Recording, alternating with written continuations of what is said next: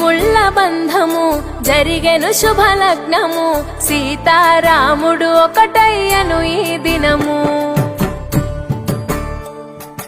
7 అడుగుల పయనము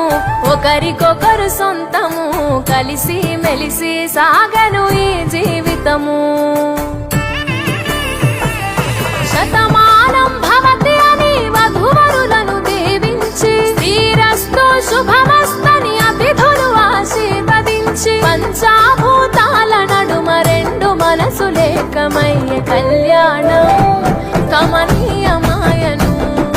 మాంగళ్యం మహనీయ